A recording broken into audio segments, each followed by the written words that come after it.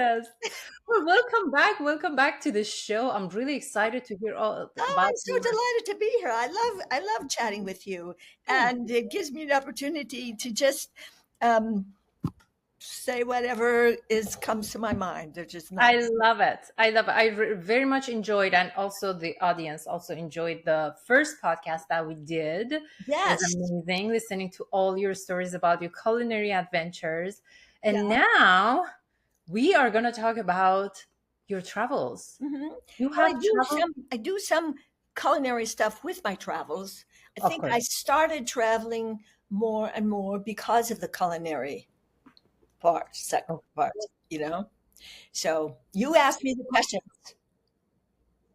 You have traveled to so many places so far. The list that I have is Bhutan, Egypt, India, Alaska, Southeast Asia, That's coming South up. Africa, Italy, France, mainland China, Hong Kong, Singapore, Malaysia, Costa Rica, Peru. Oh my God. Where else is on your list? Well, you named the Southeast Asia is where I'm going in November. Okay. Okay. Should I start from the very beginning or should I start from this end? Whichever you want. Let me ask you this first. How do you choose these places? How do you choose the places you want to go? And what inspires you to go to a place that you've never been?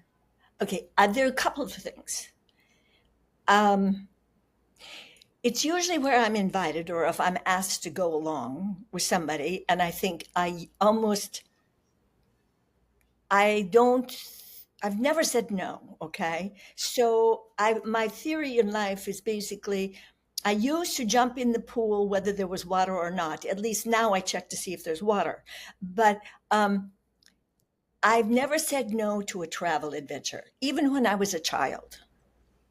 So if my mother said, Aunt so and so and my uncle so and so, my father had 12 brothers and sisters. So somebody was always traveling somewhere. And my mother would say, would you like to go along with Aunt Rachel and go to the Yellowstone Park, National Park? Of course I said yes, because as a kid, I was just always was dreaming about what else is there besides Minnesota, you know? Yeah. And so I always would say yes. But so let me just say where I started traveling is because I'm invited. And sometimes it's a surprise to me that I'm invited to go someplace. And I am curious. So I have no trouble saying yes to any invitation. I think the first big trip is when I went to mainland China. I mean, I did some other trips before, is when I was asked to join a group of 40 chefs and restaurateurs to go to China along with Barbara Traub. I don't know how, well, you might pronounce it Troop, Troop, but she was a Princeton professor at Princeton University, but also she was a restaurateur. She spoke 18 different dialects of Chinese. Wow. And I felt it was such an honor because I was new in my business. And then I made arrangements for my business to ask if I could go, and I would take the time off. And that was like the first really big trip that I did. I've done other trips, culinary trips, but this was a culinary adventure. And that was spending nearly a month in China. And so that was an invitation. It was enlightening because we arrived in China about 3 weeks after this is when Bill Clinton in his first administration was the president, and I forget what year that was, but we arrived 3 weeks after Chelsea and Hillary had been there. Okay. So everything was beautiful. I mean, they had facades, buildings, and I never understood the meaning of the word facade before as when I was in China, because they would take us along this beautiful new roadway, 4 lanes, 3 lanes, 2 lanes, which is unlike the real mainland China is not always like that. In fact, rarely is it. And this is in Beijing. And then we'd go along and there would be these beautiful buildings. But I'm so curious, and also you might call me nosy. I could choose to say curious. Yes. I'm looking between the buildings, and I'm seeing behind the buildings are just shacks or pile of rubbish. So it was just facades along the road of Mm. like a movie set. And I pointed that out to our guide. Not I wasn't disrespectful of the Chinese guide, but I pointed it out to Barbara, and I said, and she said she hadn't noticed it yet. So then, but I sort of told everybody that this is what was done, so we would see how fabulous China looked. Now it was a wonderful experience, but I just thought it was interesting that I learned something from that trip. First of all, not to be afraid to try anything to eat. We went to a restaurant where they said, well, we're going to this, their specialty is snake. And I said, fine, I know snake meat. I thought I knew it.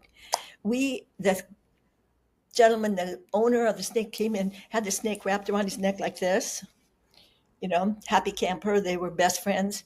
And so he showed it to us in the dining room. And then we went in and we watched the whole entire process of killing the Oh. snake. Yeah, and all that. And we ate every single part of that snake. We had fried snake skin. They actually drained the blood and the bile, and we had that in shot glasses with grain alcohol. It had tasted like nothing. Okay. The alcohol, sanitized it. None of us died from it. But it can people die from like No, okay. no. But Okay. I'm just saying is that people say, "Oh, I can't drink that." I said, I'm here. I'm going to experience everything."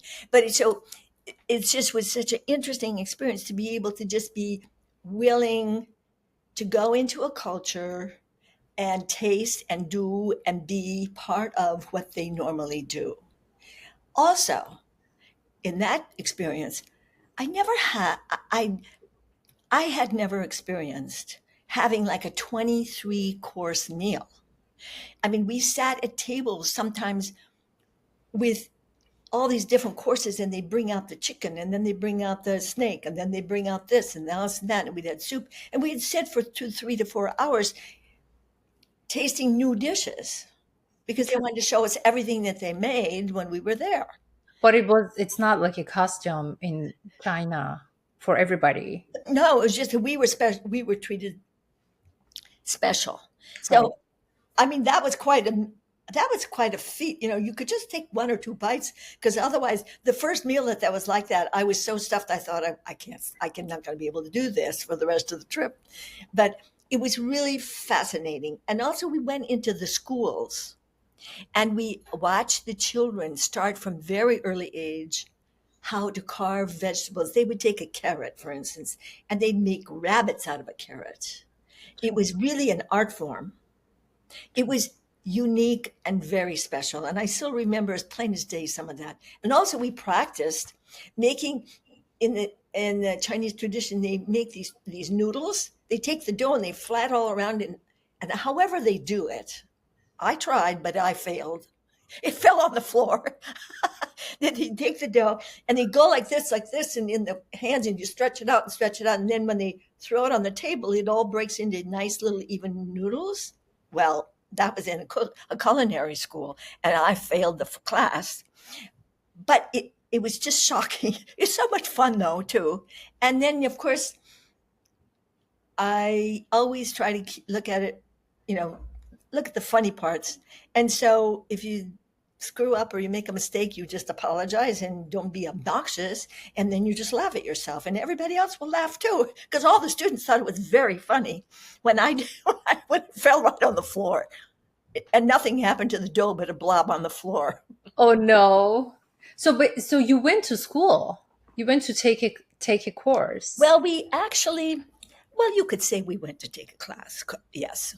I consider sort of an observer of the class. And then I would, of course, be the one that say, who would like to do this? Me. And so I would do it, and then I would make, whatever. I can't say I learned a lot in that part, but I did learn some watching the techniques. So I did go to school there. I have often, almost every, no, yeah, well, as I go back to the curiosity part, I don't think I haven't always taken a class on some of these trips, but I like new experiences. For instance, this has to do with food. Of course, food is my life, so therefore the food enters in. Yes. Um, I'm on my way to Costa Rica, and I'm going by myself, but I'm going to join a group in Costa Rica who I don't know. I don't know the group at all, except Overseas Adventure Travel is for people over 55, and you have all kinds of adventures on it. It's hiking, zip lining, canoeing, whitewater rafting, all that kind of stuff. So you just choose them while you're at home, and then you decide to. That's what I did for that, yes, because I wanted to go away. There was a certain time, whenever I felt like I needed to get out of New York City. And I thought, I've never been to Costa Rica, let's go. So I got I love it. on the plane. This was not an invitation by anybody, but I had gone with Overseas Adventure Travel to Turkey because two friends of mine were going, and they said, "Why don't you come with us?" So that's how I learned about the group, Overseas Adventure Travel. So I called them up and I said, "Okay, I'd like to sign up." And of course, I signed up. So I'm on the plane, and I meet two really interesting, a very young couple on the airplane. And they said, where are you going? And, well, we were all going to Costa Rica. That was a silly question, silly statement. So then they said, well, who are you and why are you going? I said, I'm going because I've never been there before. That's why I'm going. And they happened to live there. And they were, he was a businessman, and we were talking about food, and then I told them that I was, who I was and what I did. And they said, oh, we know, we read when I'm the chef at the Wine Spectator. So I said, oh, we read that magazine. And so they invited me that evening to go to dinner with them. Okay. And I said, okay. And I told them where I was staying. And so then I made a big mistake, opened my mouth, which is not unusual. I said to the man that from Overseas Adventure Travel, I said, I just want to tell you, I'm going out for dinner tonight. And he said, where are you going? And I said, I'm not exactly sure where I'm going, but I'm going to some special ceviche restaurants, because they were telling me about the ceviche and I was really curious. And so he didn't have a choice to let me go or not. I didn't give him the option to tell me I couldn't go, but he was not happy. He really was not happy because he didn't know these people and blah, blah, blah. And he didn't know me either. So there you go. Anyway, I go and I come back. And when I came back, I checked in at the desk and I told the concierge, I'm back again, so to help give him a message. And then the next day I got a real slap on the wrist for going out without being pre-approved. But anyway, we went to a little restaurant that they always go to. And so the chef came out with all these different kinds of ceviches, which was delicious, fascinating, different kinds of fishes that are typical of the area. And it wasn't in town. It was in a small little village along a river. It Mhm. was so unique. It was a wonderful experience. I'm so glad I had it. And then that same trip we were whitewater rafting. Ooh, ooh. I know. And we had this leader, our leader in the whitewater raft. And there were there was a group of maybe 12 people, but there were 6 people or 4 people in each white raft, plus a guide. And the guide gave us specific instructions as to what to do on the raft. Now, I had gone whitewater rafting already in the bottom of on the Grand Canyon, down the Colorado River in the Grand Canyon. It was one of my first solo trips after I got divorced. Okay. In fact, I got the divorce papers, and then I called up Western Expeditions and said, I'm coming on the next whitewater rafting in the bottom of the canyon because that's what I wanted to do. And I slept in the bottom of the canyon. Anyway, so in Costa Rica, I'm on this raft in Grand Canyon. There were a lot of people on the raft. It was large. This is a small raft, and it's pouring down rain too. So that's fine. I have on my slicker. And you just put on a bathing suit and shoes. You just wear but you don't, you wear whatever they tell you to wear. Right, So right. I was white, so I was in the boat, and he kept specifically said, "Do not sit on the edge of the raft, or you will fall in." And of course, there was one person in my raft that insisted on sitting on it because he knew everything. And I'm thinking to myself, now this is a pretty foolish person. And I thought, we'll see what happens. And we start down the river, and don't you know, we hit into the water. He was so chagrined, but he didn't, he just, we pulled him out of the water and got him back in the raft. So he didn't sit on the edge again. But I thought, isn't that so silly? It's, it's when you're in Rome, you do as the Romans do. That's the old adage. And like when I'll just jump from that experience, like I was following our leader, and let me just think, what do they call themselves? They were not. The shepherd is usually the one that comes follows when you in a group of people and you're in a different country. There's one person that usually is the shepherd that gathers everybody at the end, and then there's the leader. And in Bhutan, the people are so amazing. I have never been in a country, a complete country, where everything is peaceful. Maybe they argue with each other inside their homes, but they don't argue anywhere else. It's very clean, and everyone has a uniform. And our leader said, "Do not step on any bug or anything. We don't kill any bugs." Well, you know, I respected that. I mean, I wouldn't think of killing a bug if I'm told not to. Right. I mean, just out of respect for them, right?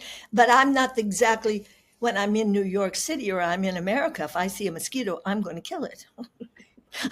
But I mean, you do not. I guess the golden rule for me, what I do for myself, is to try to blend in as best you can, so you don't, and don't be ugly, and don't be in, to be polite and to be respectful. Now, with this white hair of mine, which is natural, it's hard for me to blend in. Well, for instance, when I was in India, they said, "Don't do this and don't do that." They said, "Just blend in with the countryside." And I said, "I'm going to blend right in." And they said, "No, you're not. You're going to be able to look at your hair, and they're going to, you don't blend in there." So I discovered in India, like 2 years ago, that these little kids, little girls, would speak around their mother's skirts and look at me. They were staring at me because maybe they didn't see anybody with white hair. Because saw a lot of old elderly in India, but rarely was there one with all white hair. Right. Yes. Yeah, yeah. So I would just smile. First, I smiled, and I just smiled back, and then I'd wave a little bit, like a little wave, like hi. And then they'd come around. Maybe there'd be a little tweak of a smile, and then their mother would try and tell them not to be friendly. And I said, "It's okay." And then they wanted to have their picture taken with me. So of course I obliged, but it was funny. It's just how you treat it when you're Right. traveling. Yeah. And my India trip was an invitation. It was for culinary adventure No, invitation. this was not culinary. This was art.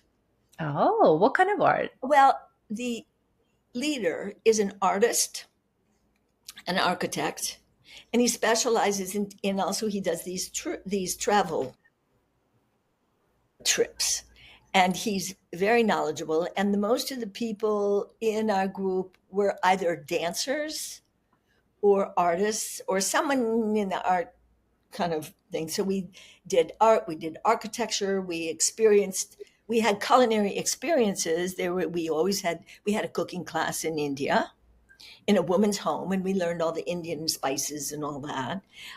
There's always eating, right?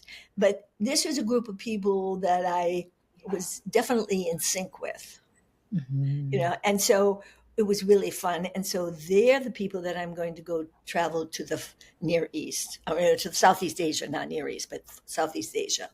And then with this again, we'll be experiencing. There's also a spiritual quality with this, which is, I find, there's for me there's a thread, a spirituality going through each trip, because I think my first really, it was an invitation again to go with my sister. We went to Peru and we Okay. climbed Machu Picchu.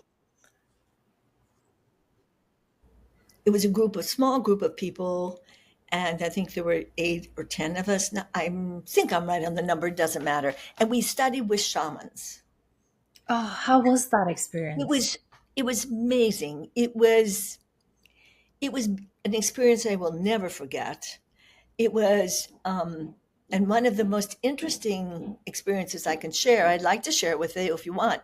Um, Please, yes. uh, they they have a lot of rituals, and it's and so before you climb the mountain, before you climb Machu Picchu, we went through various rituals of tradition and so forth. And one of them is a washing of your body, or you're being washed.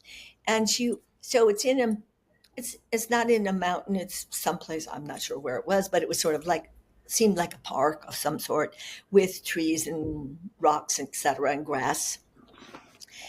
And then they had this, you sat down in a special chair, and they took you with your clothes on, and they Mhm. took a bucket of water and they poured it over you, sort of. And you sort of got wet, but not terribly wet. Right, right. And then you were told, and there was no, it was total silence. What And was the intention before? what? What was the intention before? Well, the intention is to wash us. What do you mean? Because don't you have to like set an intention before you do Well, anything? yes, you're advised to do that. Yes, right. Thank you. Thank you for reminding me of that. I forgot about that. But anyway, you just to be cleansed and to be ready to climb. Okay, Okay. to be ready to do the climb, and and I don't remember setting any specific intention. I don't remember that piece, but I know I was washed, and then they said, now go over and either sit still or lie down someplace and just be at peace. So I chose a grassy area that was full of clover. Yeah. So I laid down in the clover and I closed my eyes, and the rest of the people were around. They were people before me and people after me had been washed and gone off to sit by themselves or do whatever. And while I'm on the ground, I'm closed like this, and I have my eyes closed, and I'm just there, like almost taking a nap. And before you know it, there is a swarm of bees that come hover over my face. And I don't know where else because I had my eyes shut. And I knew that they were bees, and I just stayed there. And I could feel their little wings like this. And I kept saying to the bees, I love you. I Oh, love you. I love you. Because before this trip, and I had no idea that this would make a difference, I just read The Secret Life of Bees, the book. no way. Yes, it fell off the table at the bookstore. So I picked it up and read it. I said, "Oh, I should read this." And I'm Oh just my saying God. to them, I love you. I love you. And I was not afraid. I honestly was not afraid. I knew that I shouldn't move or try to swat him away. So I just was there. And I have no idea how long, but it seemed like a long time. It, and everyone else was watching, and they thought they were afraid for me. They were scared. They were frightened. And nobody said anything now. No one said a word. And then pretty soon they left. And then I probably fell asleep for a little bit. And then afterwards, when I sat up, the bees weren't there. And they said, "My God, what happened to you? How did you feel? And weren't you scared?" I'm surprised you didn't. But I said, "No, I just told them I love them." Isn't that amazing? That is beyond amazing. I mean, it was really, that was an That experience. was something. Yes. Yes.